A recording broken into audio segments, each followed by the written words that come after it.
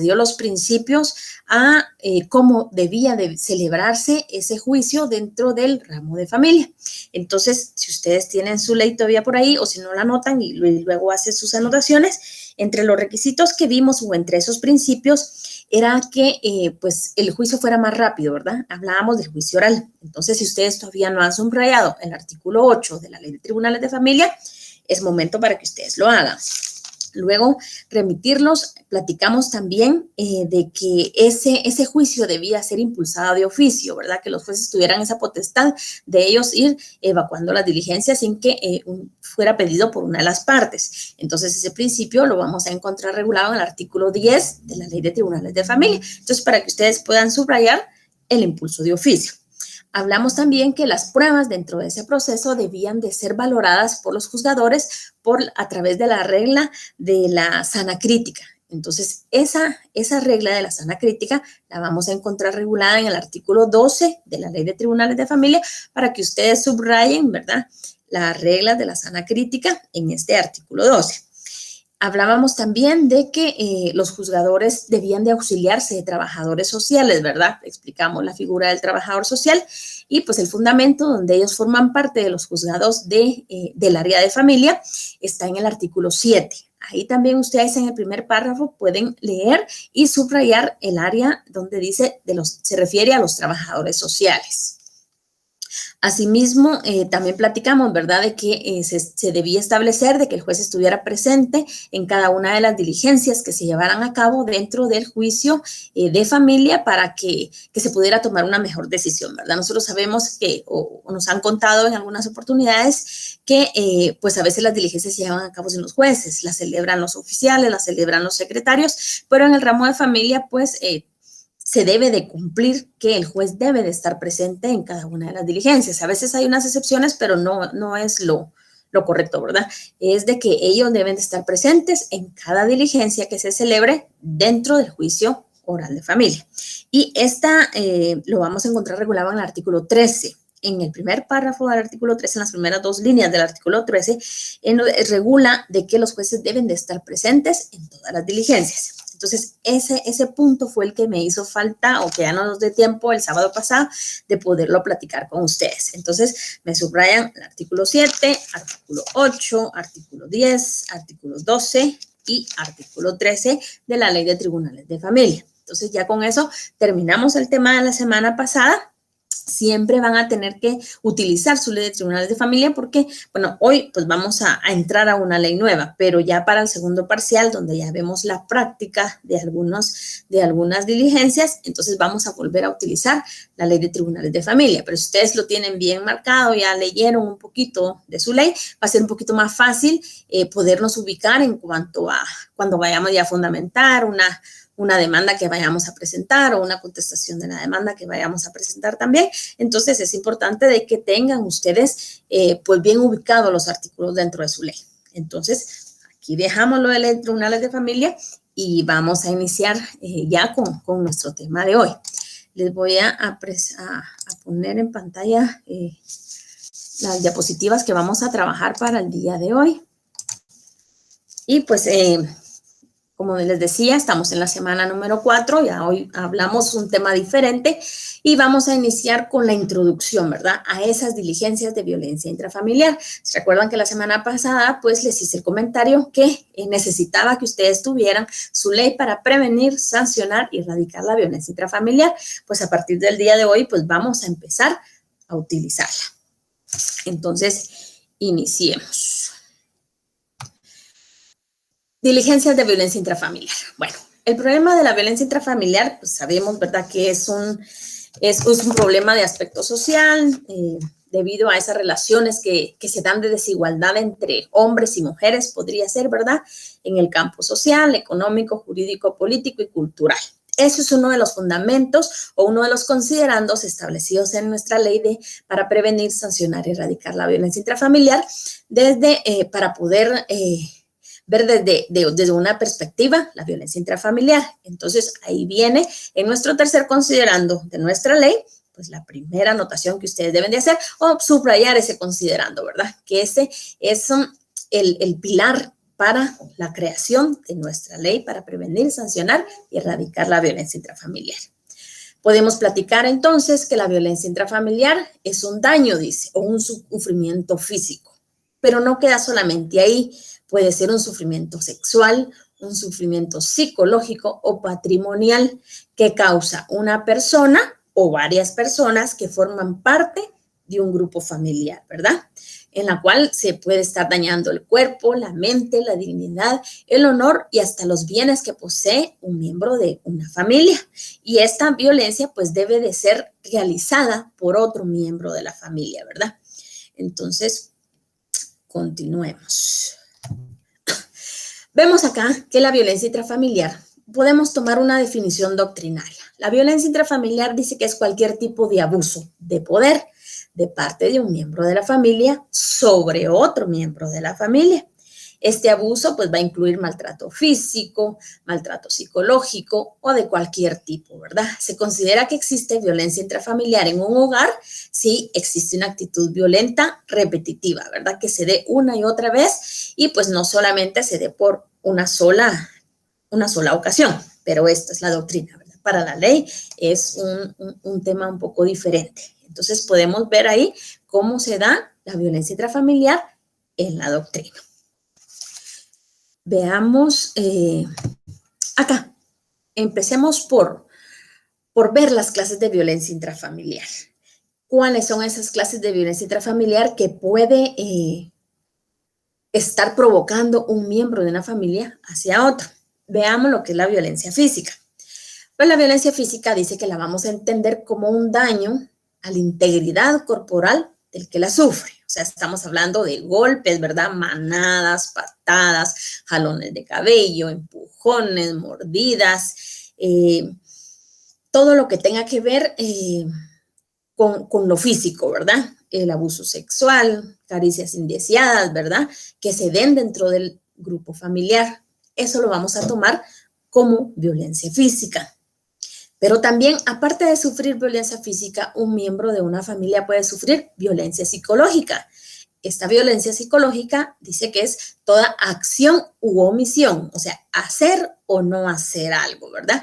Y cuyo propósito es degradar o controlar las acciones, el comportamiento, las creencias, las decisiones de una víctima o en este caso, de un miembro de la familia. ¿Y cómo lo van a lograr, verdad? A través de la intimidación, de la manipulación, de la amenaza directa o indirecta, del aislamiento, del encierro. Entonces, ahí hay violencia psicológica, ¿verdad? En el momento del comportamiento, bueno, tenemos el ejemplo, ¿verdad?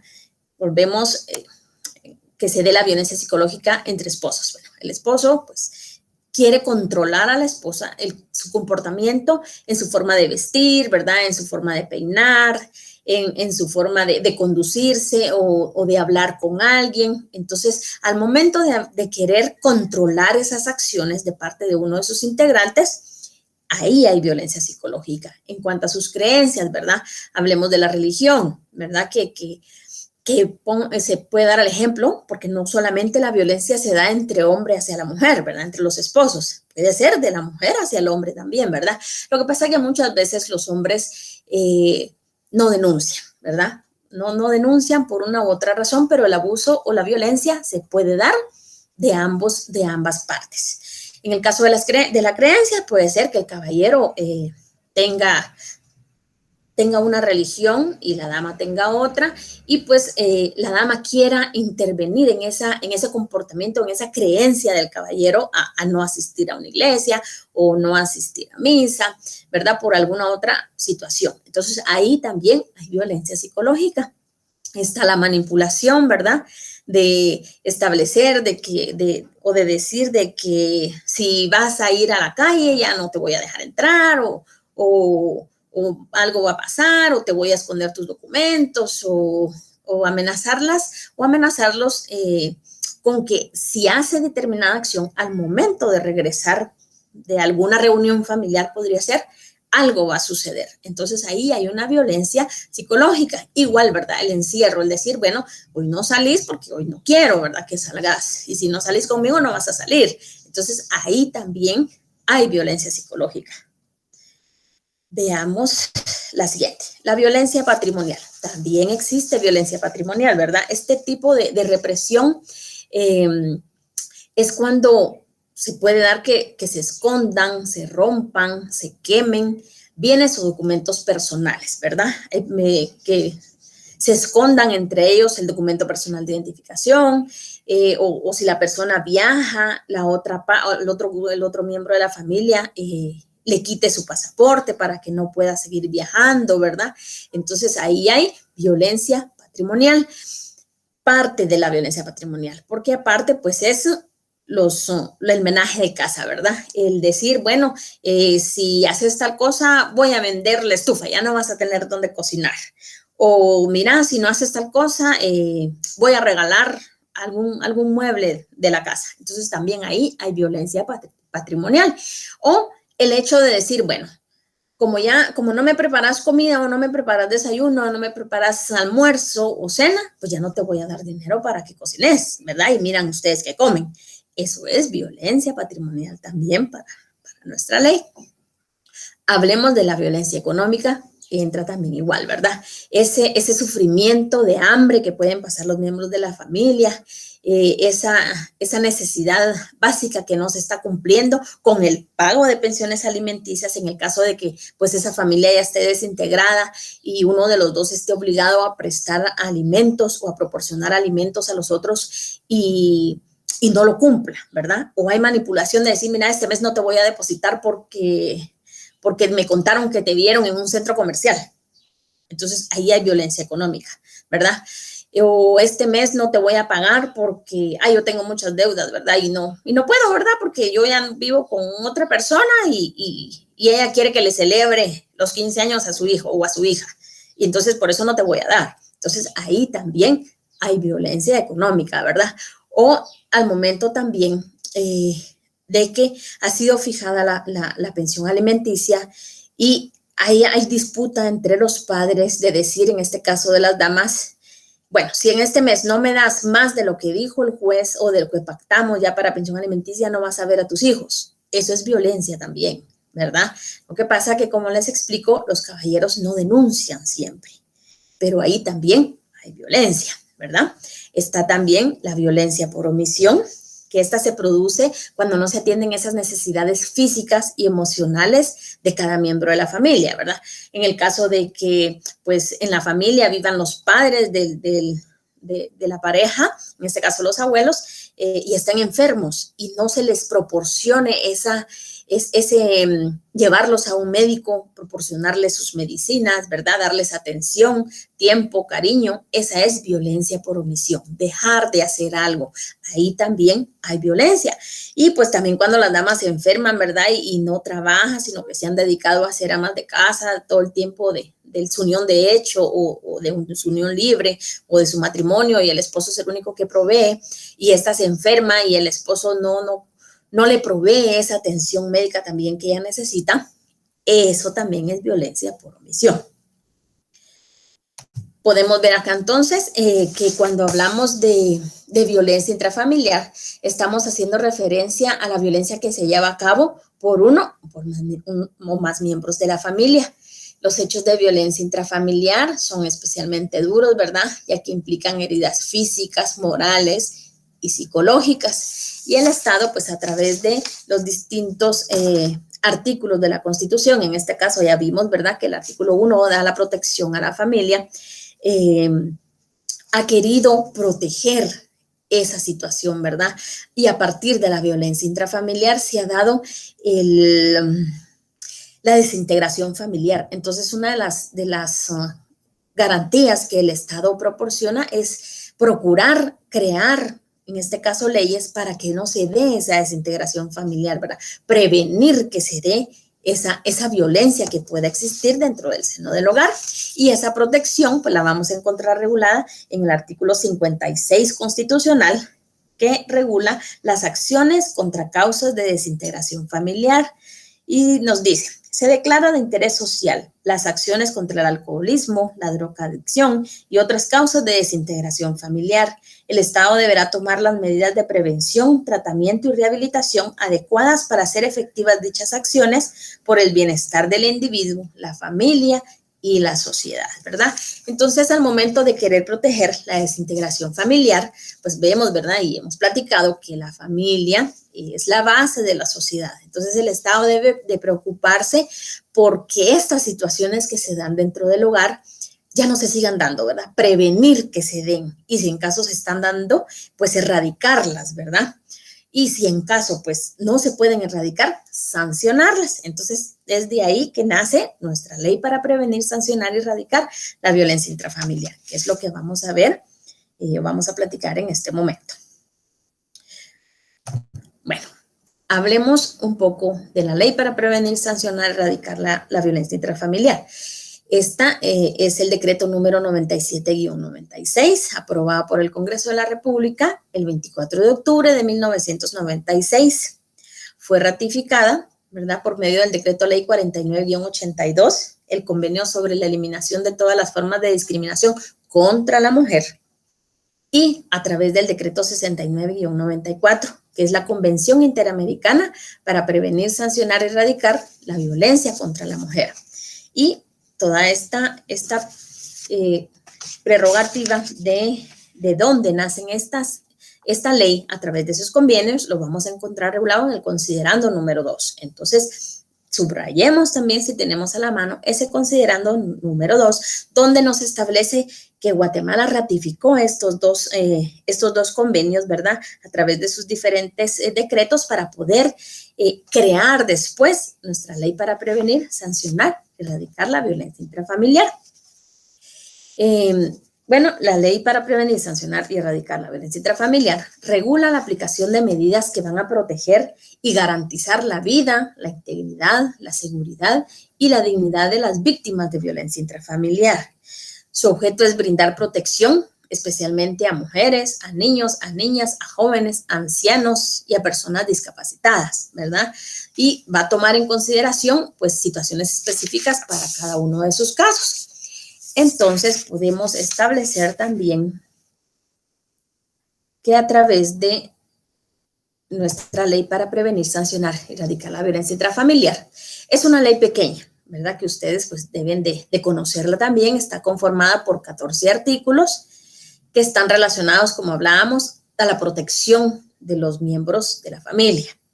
Esta ley fue publicada en el Diario Centroamérica el 28 de noviembre de 1996 y cobró vigencia 30 días después, ¿verdad? Es decir, el 28 de diciembre de 1996, el cual podemos ver que tiene 24 años esta ley de estar en vigencia, y ha sido fundamental para que la familia guatemalteca tenga un respaldo, ¿verdad?, tenga una protección en cuanto a ese vejamen de la violencia intrafamiliar.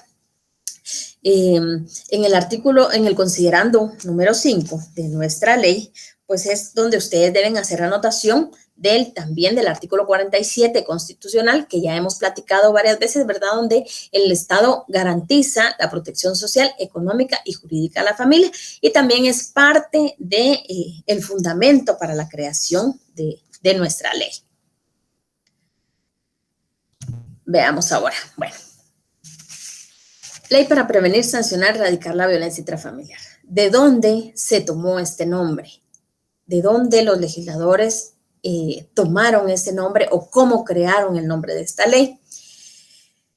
La segunda de las normas que platicamos al inicio, ¿verdad?, que eran esas convenciones, se llamaba Convención Interamericana para prevenir, sancionar y erradicar la violencia contra la mujer.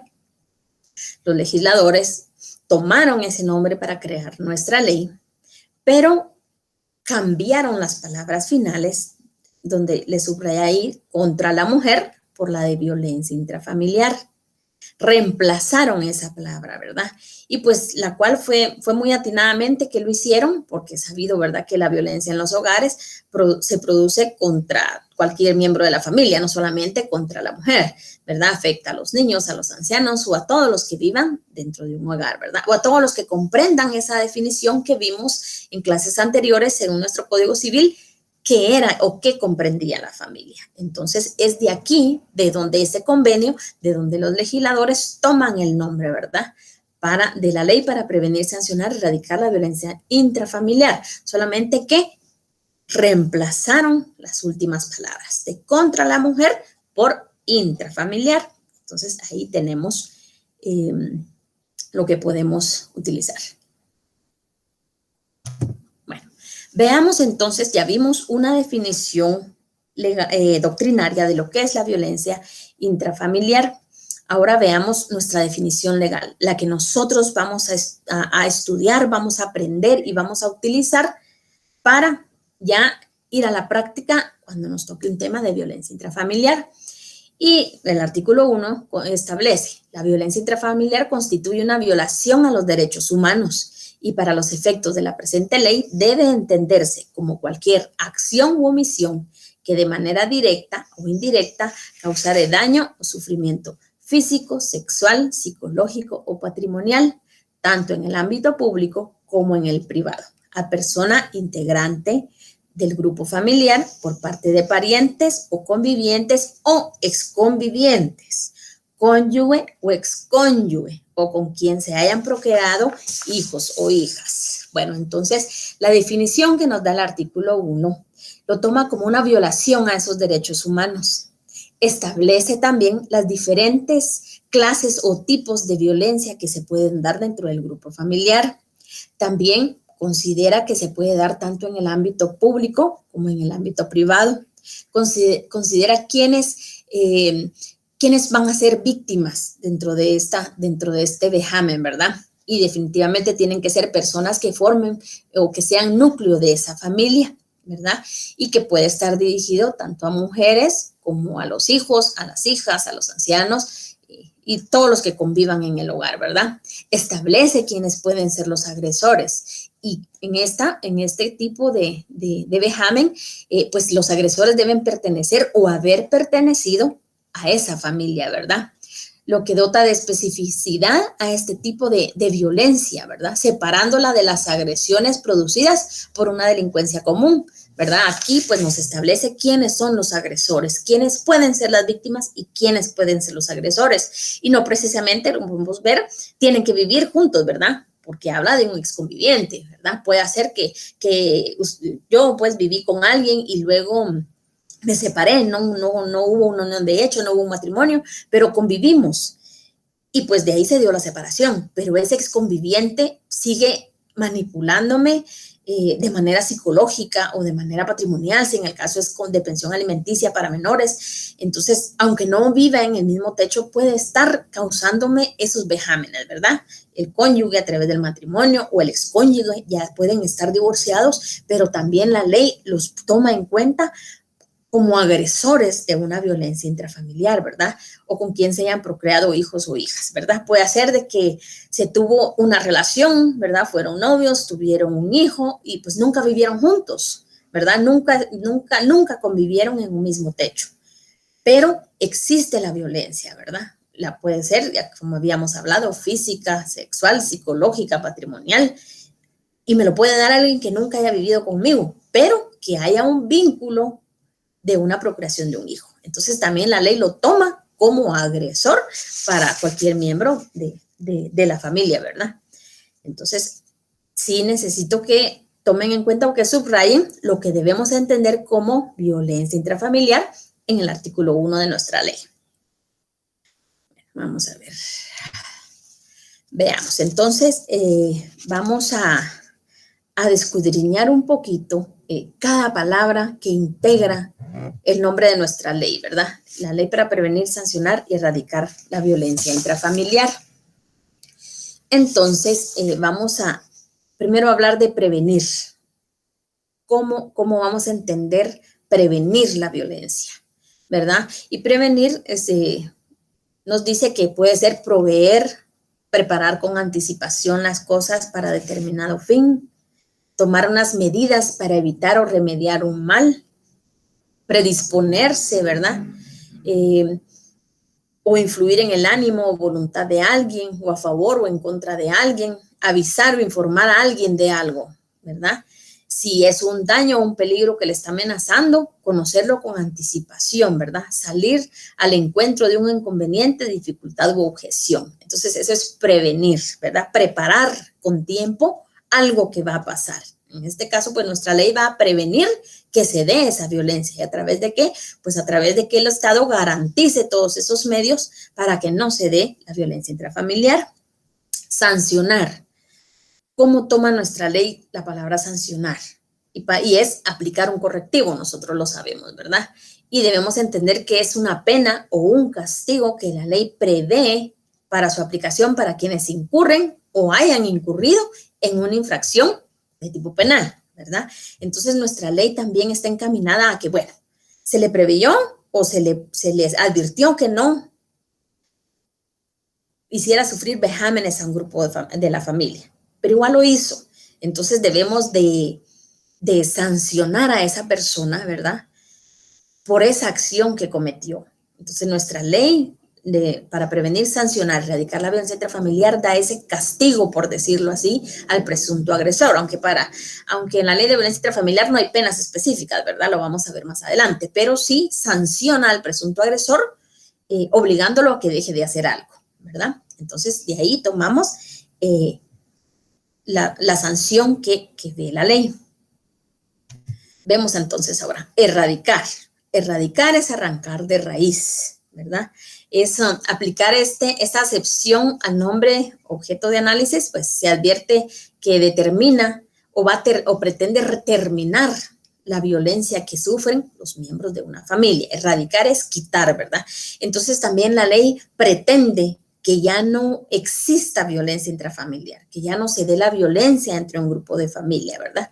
Y pues violencia es obligar a alguien por medio de la fuerza física, moral o hacer algo contra su voluntad. Pues eso ya vimos las clases de violencia que podemos dar, ¿verdad?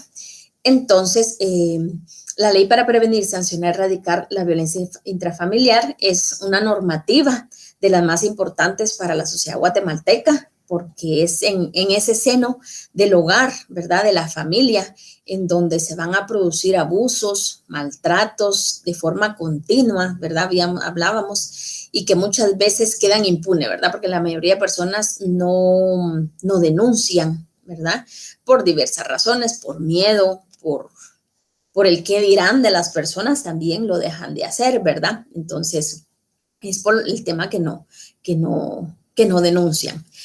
Pues la legislación o la ley para prevenir, sancionar, erradicar la violencia intrafamiliar tiene como finalidad no solo la prevención y la sanción de los hechos, como hablábamos, sino que su función principal es erradicar, ¿verdad? Es quitar de raíz cualquier forma de violencia que se pueda dar dentro del seno familiar.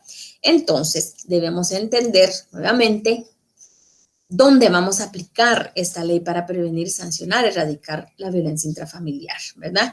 Y es cuando se dé dentro del seno del hogar la utilización deliberada de la fuerza para manipular, controlar al cónyuge o a cualquier miembro del grupo familiar, ¿verdad?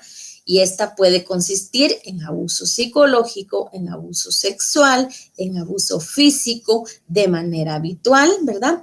Y se tiene que dar entre las personas que se relacionan de una manera afectiva, ¿verdad? Que comprendan una familia. Entonces es ahí donde vamos a aplicar nuestra ley para prevenir, sancionar y erradicar la violencia intrafamiliar. Entonces, pues hablábamos, ¿verdad?, que nuestra ley es el producto de dos convenciones, nuevamente, ¿verdad?, que han sido aceptadas y ratificadas por Guatemala. La Convención sobre la Eliminación de todas las formas de discriminación contra la mujer. Esta fue aprobada por la Asamblea General de las Naciones Unidas el 18 de diciembre de 1979. Ratificada por medio del decreto 4982 que lo hablábamos, del presidente de la República, el 29 de junio de 1982. O sea que sí llevó bastante tiempo entre la convención nació a la vida jurídica y que Guatemala lo ratificara, ¿verdad? Y entonces con esa ratificación en el año de 1982 se dio un gran paso hacia la meta de la igualdad ¿verdad? Que se tenía que dar, en este caso para las mujeres, ¿verdad? Para esa abuso que se estaba dando contra las mujeres. Luego, pues nace esta Convención Interamericana para prevenir, sancionar y erradicar la violencia contra la mujer, que nosotros la conocemos como la Convención de Belém do Pará, ¿verdad? Que fue aprobada el 9 de junio de 1994, también por la Asamblea General de los Estados Americanos, y fue ratificada por Guatemala a través del decreto 69-94 del Congreso de la República. Entonces pueden ver de que dentro de una convención y la otra, pues sí hubo bastante tiempo de diferencia para que Guatemala lo adaptara o lo tomara para Guatemala, ¿verdad? Que lo ratificara para Guatemala. Y pues el decreto 97-96, ¿verdad? Es porque fue creado en el año de 1996. Entonces, imagínense, Guatemala tomó la convención sobre la eliminación de todas las formas de discriminación contra la mujer en el año de 1982. Ratificó la Convención de Belém do Pará en el año de 1994. O sea, van del 82 al 94, van 12 años en que Guatemala tomó la decisión, ¿verdad?, de poder ratificar más derechos o más leyes que protegieran, en este caso, pues a la mujer. Y del 94 al 96 le llevó 2 años al Estado de Guatemala poder crear esa ley para proteger a la familia, ¿verdad? Entonces, ha sido un tiempo largo y a pesar de que pues, nuestra ley tiene 24 años y no ha sufrido modificación alguna, es muy utilizada, ¿verdad? Las denuncias de violencia intrafamiliar ahorita con la pandemia pues se dieron mayor, ¿verdad? Se dio con mayor cantidad de denuncias y eso lo vamos a ir viendo en los próximos sábados. ¿Dónde vamos a interponer esa denuncia? ¿Cuál es el trámite que se debe de realizar? ¿Quiénes son las instituciones encargadas de recibir esas denuncias? ¿A quién les obliga la ley? A que al momento de saber un vejamen de esta situación debe de hacerlo de conocimiento a las autoridades. Entonces, podemos ver que esta ley es muy importante en el derecho procesal de familia, ¿verdad? Entonces, aquí, con esta ley para prevenir, sancionar, erradicar la violencia intrafamiliar, vamos a empezar a desarrollar todas esas controversias que se dan dentro del seno del hogar, ¿verdad? Tristemente, pues vamos a iniciar con violencia, ¿verdad? Con esa violencia que se da, ¿verdad? Física, psicológica, sexual, patrimonial, que pues todos lo sabemos que en muchos hogares se sufre, ¿verdad? Hasta el día de hoy se sufre en muchos hogares, a pesar de que la tecnología ha avanzado, el tiempo ha cambiado, pues la violencia intrafamiliar también ha avanzado junto con ellos, ¿verdad? Entonces es de suma importancia que lo tengamos en cuenta. Entonces, como conclusión, podemos establecer que por medio de estas leyes, de esos convenios y de nuestra ley, ¿verdad? Guatemala se comprometió a adoptar todas las medidas adecuadas para disminuir ese daño que causa a la sociedad guatemalteca, ¿verdad? La violencia que se da dentro del hogar y contribuye esta ley a formar la construcción de familias basadas en la igualdad, en el respeto, en la dignidad humana, porque en sí lo que se pretende es que se protejan esas garantías, ¿verdad? Esa garantía tanto a la persona individual como al grupo completo de la familia. Entonces, podemos verlo así. Entonces, necesito que para la próxima clase ustedes puedan tener su ley ya y pues hacer las anotaciones correspondientes. Y por último, se me estaba escapando, ¿verdad? En nuestra ley vimos que era prevenir, sancionar, erradicar la violencia. Ahora veamos intrafamiliar. Intrafamiliar está compuesta, esta expresión está compuesta de 2 palabras o de 2 voces, una latina y una en español, ¿verdad? La locución latina, intra, significa que está en formación, ¿verdad? Es una formación de palabras españolas y que significa dentro. Intra lo vamos a tomar o lo vamos a entender como dentro de. Y familia, pues eso está en español, ¿verdad? En sentido amplio es el conjunto de parientes con el cual existe un vínculo jurídico, ya sea por vínculo de sangre o por vínculo de afinidad, como lo hemos visto en las clases anteriores. Entonces, intrafamiliar dentro de la familia, ¿verdad? Entonces, ley para prevenir, sancionar, erradicar la violencia intrafamiliar es nuestra ley que vamos a estar manejando en nuestros próximos 2 sábados, ¿verdad? Es importante que ustedes la tengan, que vayamos subrayándola porque sí vamos a ahondar en cuanto a diferentes cuestiones que vamos a estar platicando y que nos van a servir para desarrollar nuestro tema. Entonces, tienen que tener o subrayar ya desde ya, considerando 2, considerando 3, considerando 4 y por favor poner especial atención al artículo 1 de la ley en cuanto a lo que debemos entender como violencia intrafamiliar, ¿verdad? Vamos a tomarlo como que el artículo 1 nos está dando la definición de lo que nosotros debemos aprender y entender como violencia intrafamiliar.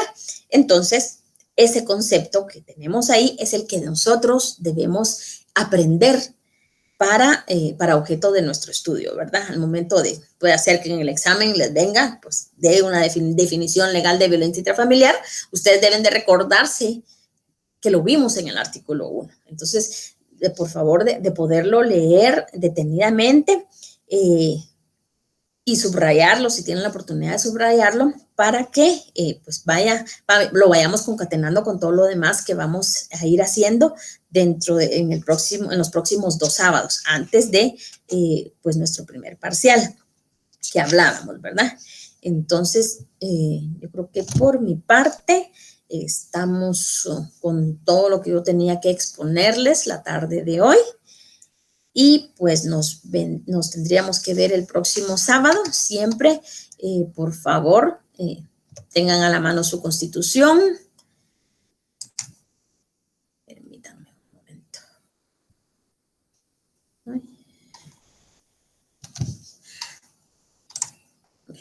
A la mano su constitución, código civil, ley para prevenir, sancionar, erradicar la violencia intrafamiliar, que es la ley que vamos a seguir trabajando. Ya el próximo domingo entramos un poquito a la parte más práctica, ¿verdad? Yo les decía en cuanto a qué instituciones son las encargadas de recibir las denuncias, cómo vamos a presentar la denuncia, el plazo que tenemos dentro de la denuncia para que se haga de conocimiento del juzgado, qué sanciones son las que van a tener o van a recibir los presuntos victimarios, ¿verdad? De este vejamen de violencia intrafamiliar.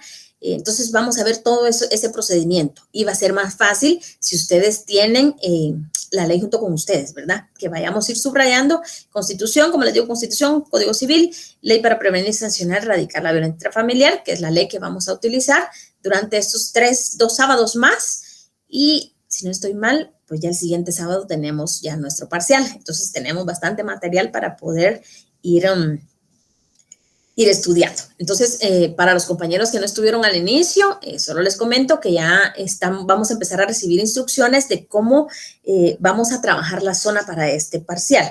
Entonces, en estos días yo les voy a estar comunicando cómo se va a trabajar respecto a la zona. Y pues si ustedes ya tengan sus preguntas, que ya han ido a los videos de los 15 minutos de introducción, donde están las preguntas y empiecen a responderlas si tienen oportunidad para que puedan avanzar y que no les cueste tanto en su parcial, ¿verdad? Entonces, espero que esta tarde haya sido de provecho para ustedes y que podamos seguir avanzando. Si tienen otro curso, pues ya falta poquito para terminar la jornada y si no, pues nos vemos el próximo día. El próximo día